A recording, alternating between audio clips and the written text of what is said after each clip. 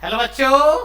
But तुम लोग पढ़ा रहे थे क्लास 12 में इनऑर्गेनिक केमिस्ट्री, और इनऑर्गेनिक केमिस्ट्री बेटा हम स्टार्ट किए थे कोऑर्डिनेशन कंपाउंड।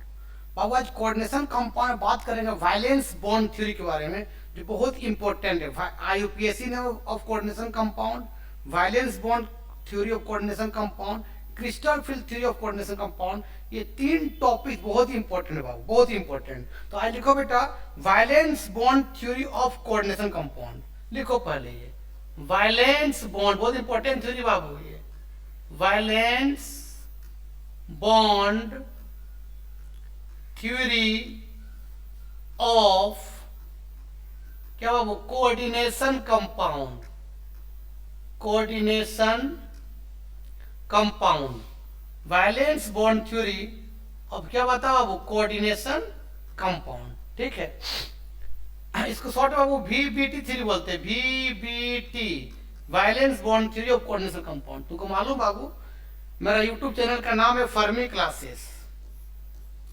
ये फर्मी क्लासेस है जिसमें क्लास 9 से 12 आपका प्लेलिस्ट वीडियो मिल जाएगा। और क्लास 12 खास में क्लास 12 को ऑर्गेनिक, इनऑर्गेनिक, फिजिकल हमसे अगर ऑनलाइन पढ़ना है तो मेरा नंबर है बाबू 9693143506। इसे कांटेक्ट करो, हम ऑनलाइन पढ़ा देंगे। फिर भी अगर तुम लोग केमिस्ट्री में डाउट होगा ना तो प्लेलिस्ट में सब वीडियो मिलेगा आपका, फिजिकल, इनऑर्गेनिक, ऑर्गेनिक, वहां जाकर देख सकते हो, है ना।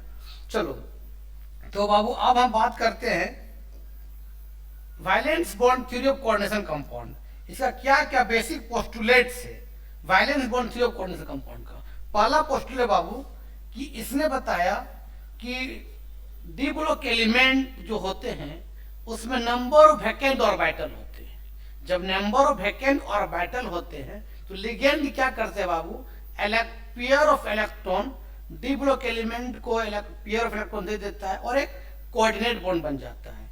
बाबू पहला पोस्टुलेट है कि डी ब्लॉक एलिमेंट में, डी ब्लॉक जो एलिमेंट होते हैं बेटा, डी ब्लॉक जो एलिमेंट होते हैं उसमें नंबर ऑफ क्या बता बाबू, वैकेंट ऑर्बिटल होते हैं। नंबर ऑफ क्या, वैकेंट ऑर्बिटल होते हैं। ठीक है, नंबर ऑफ वैकेंट ऑर्बिटल होते हैं। मान ली डी ब्लॉक का कोई मेटल है बाबू, इसमें मान ली वैकेंट ऑर्बिटल, ध्यान देना ये वैकेंट ऑर्बिटल है, ध्यान देना बाबू ये वैकेंट ऑर्बिटल है। और लिगेंड क्या करता है, पेयर ऑफ इलेक्ट्रॉन डोनेट करता है। पेयर का मतलब 2 इलेक्ट्रॉन रहे। मान ली लिगेंड के पास 2 इलेक्ट्रॉन, पेयर ऑफ इलेक्ट्रॉन है। लिगेंड क्या करता है, अपना pair of electron vacant d orbital दे देता है और एक कोऑर्डिनेशन बॉन्ड बन जाता है। इस तरह से मेटल और लिगेंड के बीच एक कोऑर्डिनेशन कंपाउंड बन जाता है। पहला पोस्टुलेट है कि डी ब्लॉक एलिमेंट जो होते हैं उसमें नंबर ऑफ वैकेंट ऑर्बिटल होते हैं। तो लिगेंड क्या करता है, अपना pair of electron vacant orbital दे देते हैं और एक कोऑर्डिनेट बॉन्ड बन जाता है। इसको लिखो पहला पोस्टुलेट्स। अब एग्जांपल लेते हैं, जैसे मान लो बाबू आयरन है। आयरन का बाबू एटॉमिक नंबर कितना होता है, 26। इसका जब इलेक्ट्रॉनिक कॉन्फ़िगरेशन करोगे तो बाबू लास्ट में आएगा 3d6 और क्या कर रहे 4s2 आएगा। जब 4 आ गया बाबू तो वहां पर 4p0 है। तो मालूम है कि जब n का वैल्यू 1 होता है वहां ओनली फॉर s सबसेल होता है। जब n का वैल्यू 2 होता है बाबू वहां s और p सबसेल होता है। जब n का वैल्यू 3 होता है वहां s p d सबसेल होता है। लेकिन जब n का वैल्यू 4 है ना वहां s भी आएगा, p भी आएगा, d भी आएगा, f भी आएगा। भले इलेक्ट्रॉन नहीं है लेकिन वो आ जाएगा। जब यहाँ n का वैल्यू 4 है तो 4p भी आ जाएगा, 4d भी आ जाएगा, 4f भी आ जाएगा। सब में इलेक्ट्रॉन है, वैकेंट है। तो बहुत से वैकेंट ऑर्बिटल है तो लिगेंड क्या करता है, वैकेंट ऑर्बिटल इलेक्ट्रॉन दे देता है और कोऑर्डिनेट बॉन्ड बन जाता है ना। जैसे देखो आयरन मान लो 2 इलेक्ट्रॉन यूज किया इस तरह से Fe+2 में, तो पता कितना हो जाएगा 3d6। पहले s का चला जाएगा इलेक्ट्रॉन तो क्या हो जाएगा 4s0 हो जाएगा और 4p0 बाबू और 4d0। तो नंबर वैकेंट ऑर्बिटल है।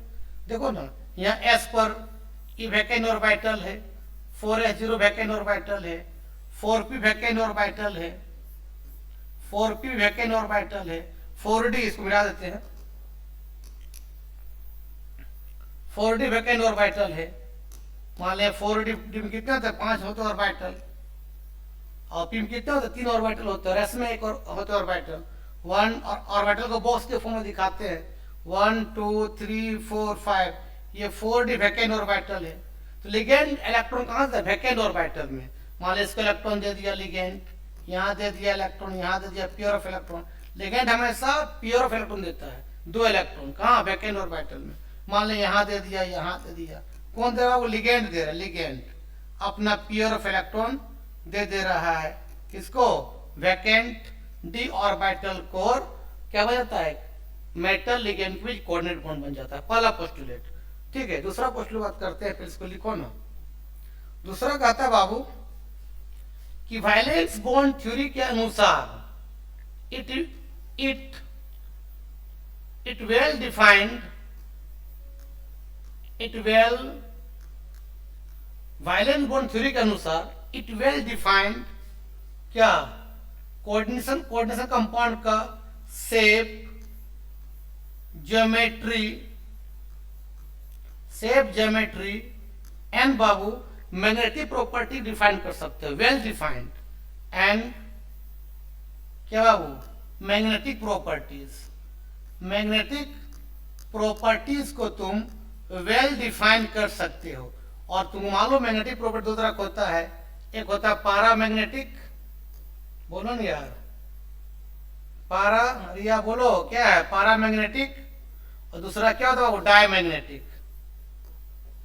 सिमरन बताओ, डायमैग्नेटिक। पारामैग्नेटिक का मतलब क्या होता है?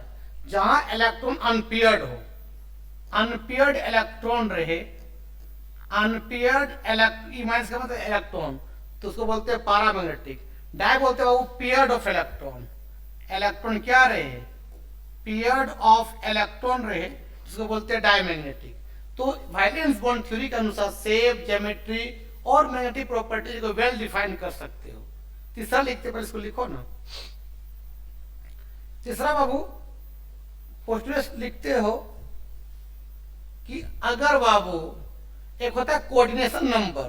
कोऑर्डिनेशन नंबर होता है बाबू कि सेंट्रल मेटल में डी ब्लॉक एलिमेंट यहाँ हो गया सेंट्रल मेटल, तो सेंट्रल मेटल जो है डी ब्लॉक वो कितने लिगेंड से घिरा हुआ है उतना सा कोऑर्डिनेशन नंबर हो जाएगा। ठीक है बाबू। तीसरा बताता है कि मान ले बाबू ये कोऑर्डिनेशन नंबर है, ये कोऑर्डिनेशन नंबर, ठीक है। अब बाबू यहाँ पर उसका है शेप, ठीक बाबू। फिर है उसका बाबू ज्योमेट्री।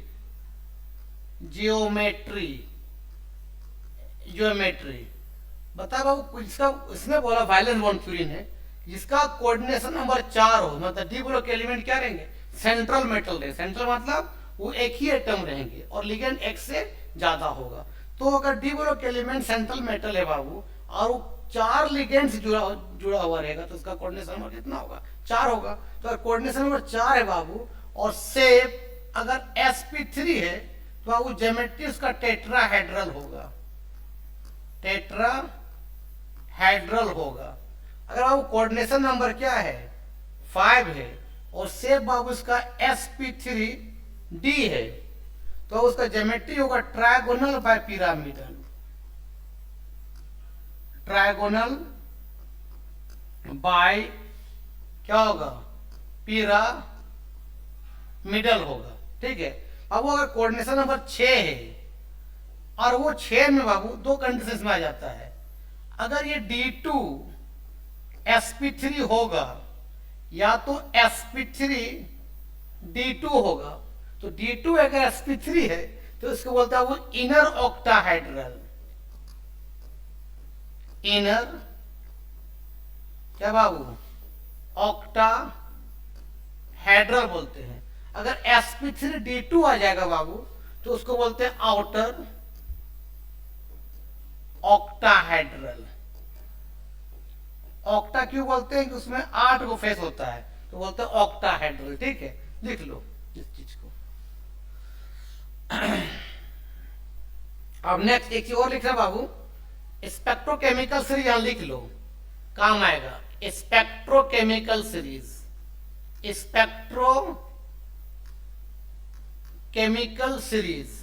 स्पेक्ट्रोकेमिकल सीरीज का मतलब कौन लिगेंड स्ट्रॉन्ग है और कौन लिगेंड वीक है, क्योंकि वो जानने से आपका कोई कंपाउंड का वेल शेप, ज्योमेट्री और मैग्नेटिक प्रॉपर्टी निकाल लोगे। ठीक है, सुन बाबू, सबसे स्ट्रॉन्ग होता है कार्बन मोनोऑक्साइड, फिर होता है आपका Cn माइनस साइनाइड, फिर आपका वो NO2 माइनस, ठीक है, तब आपका En इथेन 1,2 डायमीन, फिर आपका वो होता है अमोनिया NH3। अब वो अमोनिया जो है ये बॉर्डर लाइन लिगेंड है, बॉर्डर लाइन लिगेंड है, आपका आयरन से जुड़ा रहे, या तो आपका कोबाल्ट से जुड़ा रहे, या तो आपका कैडमियम से जुड़ा रहे, या कॉपर से। और वो अमोनिया जो है स्ट्रॉन्ग लिगेंड जैसा बिहेव करेगा, स्ट्रॉन्ग लिगेंड जैसा बिहेव करेगा, और बाकी अगर डी ब्लॉक एलिमेंट से अगर जुड़ा रहेगा तो वीक जैसा बिहेव करेगा। ठीक है, उसके बाद होता है बाबू आपका H2O, आपका OH माइनस, आपका X माइनस। X माइनस में कौन कौन आ जाता है बताओ? F minus, Cl minus, Br minus, I minus. तो इधर जो आपका वीक लिगेंड है, इधर बाबू क्या है? वीक लिगेंड है। ठीक बेटा, इधर जाओगे तो ये आपका स्ट्रॉन्ग लिगेंड है, इसको लिखो, काम देगा सब, स्ट्रॉन्ग लिगेंड है। ठीक है, एक चीज और याद रखना बाबू, अगर मेटल डी ब्लॉक एलिमेंट से, मेटल से अगर स्ट्रॉन्ग लिगेंड जुड़ा रहे, स्ट्रॉन्ग लिगेंड जुड़ा रहे, तो इसको बोलते हैं लो स्पिन कॉम्प्लेक्स बोलते हैं। सब क्या होता है बताएंगे जब हम इसका शेप ज्योमेट्री निकालेंगे तब, कोई कंपाउंड का लो स्पिन कॉम्प्लेक्स रहे, लो स्पिन कॉम्प्लेक्स होगा। ठीक है बाबू, लेकिन कोई metal D block metal atom अगर वीक लिगेंड से जुड़ा रहे, वीक लिगेंड से बाबू जुड़ा रहे, तो वहां पर वो होगा high spin complex, high spin complex. ये सब लिख लो, काम आएगा, कॉम्प्लेक्सेस लिख लो।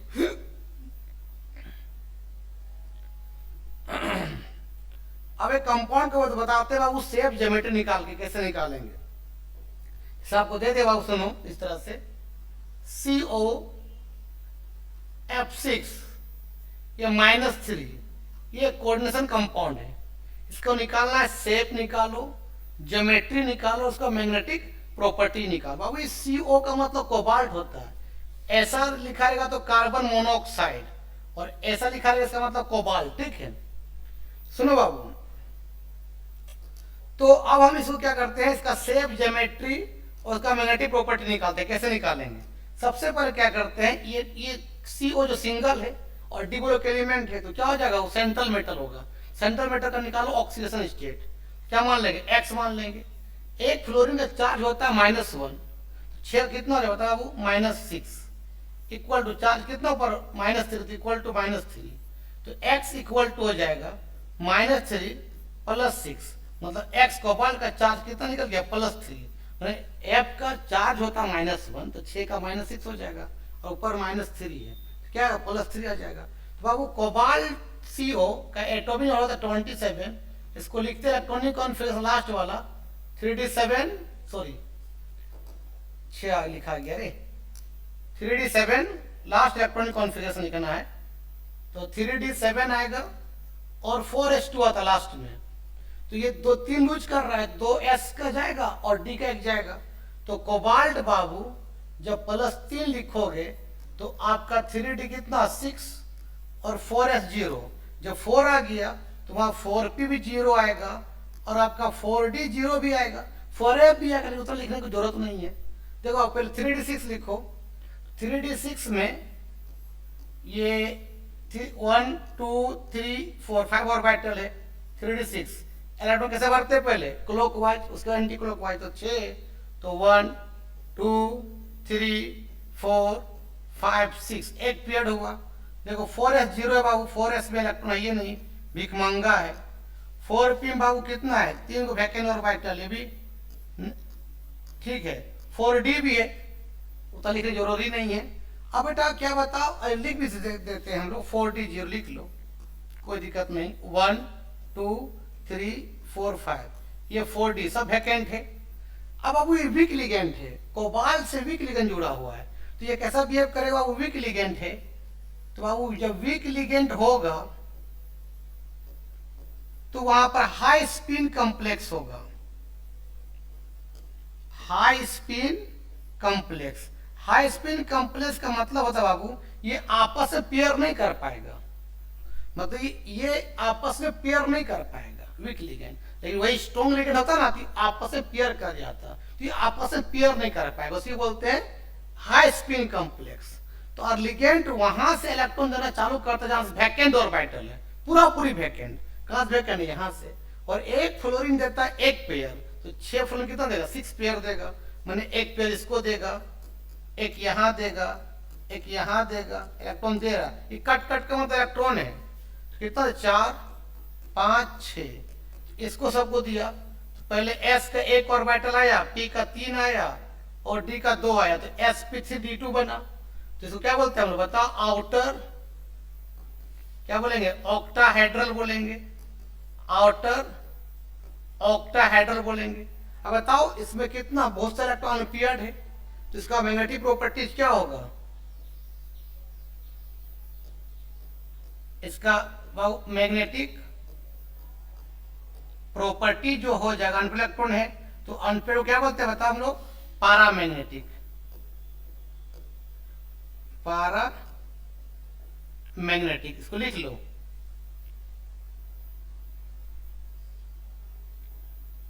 नेक्स्ट एक बताते हैं और से मान लो इसे दे देगा, सुनो ये FeCN होल 6 और -3, इसका निकालो शेप और ज्योमेट्री। तो बाबू देखो CN स्ट्रॉन्ग लिगेंड है, किसी जुड़ा हुआ आयरन से। सबसे पहले बाबू सेंट्रल मेटल आयरन है, उसको निकालो ऑक्सीडेशन नंबर, क्या मान लेंगे? X मान लेंगे। एक साइनाइड का चार्ज -1 होता है, 6 कितना हो जाएगा? -6 इक्वल टू -3, तो x इक्वल कितना हो जाएगा? बताओ देखो कितना हो जाएगा? -3 + 6, तो x इक्वल कितना? बताओ +3 हो जाएगा। मतलब आयरन 3 लूज किया है, तो बाबू आयरन का एटॉमिक नंबर होता है 26। इसको लिखते हैं इस तरह बाबू लास्ट में 3d6 और 4s2, तो 3 लूज किया है आयरन, तो बता क्या हो जाएगा? बताओ बाबू Fe + 3 आपका कितना हो जाएगा? 3d5 हो जाएगा और 4s0। जब 4 आ गया बाबू तो वहां 4p0 भी आएगा, 4d0 भी आएगा, 4f0 आएगा, उतना लिखने की जरूरत भी नहीं है। अब बता बाबू यहाँ 3d5 है, देखो ये 1 2 3 4 5 इलेक्ट्रॉन भरो एक एक करके, पहले 1 2 3 4 5, ये आपका क्या है? 3d5 है। देखो बाबू 4s0 है यहाँ पर, 4s0। देखो बाबू 4p0 है यहाँ पर, 4p0, 4d भी 0 है, उसको भी नहीं लिखते हैं। और देखो बेटा यहाँ पर आयरन से स्ट्रॉन्ग लिगेंड जुड़ा हुआ है, जब स्ट्रॉन्ग लिगेंड जुड़ा रहेगा ना तो ये आपस में पेयर करेगा, आपस में पेयर कर जाएगा ये। लेकिन वीक लिगेंड आपस में पेयर नहीं कर पाता है, तो ये आपस में पेयर कर जाएगा, ये इस तरह से पेयर कर। देखो ये पेयर कर गया बाबू, ये आपका पेयर कर गया, या एक बचा, ठीक है। यहाँ बाबू देखो बाबू ये 4s0 है, और बाबू क्या देखो बाबू ये 4p भी क्या है? 0 है। तो लिगेंड वहां से इलेक्ट्रॉन देना चालू कर जहां से पूरा पूरी वैकेंट हो। कहां से वैकेंट है? यहां से वैकेंट है, तो यहाँ साइनाइड एक पेयर देगा, यहाँ एक पेयर देगा, यहाँ भी एक पेयर देगा, यहाँ भी एक पेयर देगा, यहाँ भी एक पेयर। तो लिगेंड वहां से इलेक्ट्रॉन देना चालू करता है जहां से वैकेंट ऑर्बिटल है, यहाँ से वैकेंट। अगर एक भी इलेक्ट्रॉन है तो वह इलेक्ट्रॉन नहीं देगा, पूरा पूरी वैकेंट वहां से इलेक्ट्रॉन देगा। कितना देगा? Pair of electron. तो बाबू बता, तो डी का पहले 2 आया, d2, s 1 आया, p का 3 आया, तो d2 sp3 आ गया। मतलब इसको क्या बोलते हैं बताओ? वो इनर ऑक्टाहेड्रल, इनर ऑक्टाहेड्रल। अच्छा देखो, तो एक ही अनपेड इलेक्ट्रॉन है, तो पारामैग्नेटिक तो होगा लेकिन वीक पारामैग्नेटिक होगा, एक ही अनपेड इलेक्ट्रॉन है, तो बाबू इसका मैग्नेटिक प्रॉपर्टीज क्या होगा? तो वीक पारामैग्नेटिक, वीक पारामैग्नेटिक। वीक क्यों हुआ बता बाबू? क्योंकि अनपेड इलेक्ट्रॉन एक ही है, तो वीक पारामैग्नेटिक हुआ। कोई दिक्कत? तो ये शिफ्टिंग क्यों कर गया बाबा आपस में, क्योंकि स्ट्रॉन्ग लिगेंड अगर central metal of D block element जुड़ा रहे तो आपस में पेयर कर जाता है, लेकिन वीक लिगेंड पेयर नहीं कर पाता, इसी को बोलते हैं हम लोग क्या, लो स्पिन कॉम्प्लेक्स। बाबू मतलब यहाँ पर जो मेटल है और स्ट्रॉन्ग लिगेंड जुड़ा हुआ है, स्ट्रॉन्ग लिगेंड साइनाइड है उससे जुड़ा हुआ है, तो उसको हम लोग क्या बोलते हैं, लो स्पिन कॉम्प्लेक्स। लो स्पिन कॉम्प्लेक्स मतलब आपस में वो शिफ्ट कर गया, आपस में पेयर कर गया, और एक ही अनपेयर रहा। तो एक अनपेयर मतलब पैरामैग्नेटिक तो है लेकिन वीक पैरामैग्नेटिक है, लेकिन अगर वीक लिगेंड होता तो आपस में पेयर नहीं कर पाता, तो वहां पर क्या हो जाएगा, स्ट्रॉन्ग पैरामैग्नेटिक हो जाएगा, क्योंकि उसमें नंबर ऑफ अनपेयर ज्यादा बचेगा। ठीक है, इसको लिख लो, और नेक्स्ट वीडियो में और कुछ बताएंगे इसके बारे में, और कुछ कंपाउंड का सेफ ज्योमेट्री निकाल के दिखाएंगे, उसके बाद बात करेंगे क्रिस्टल फील्ड थ्योरी के बारे में। ठीक है, तो लिखो, तब तक के लिए बेटा बाय बाय।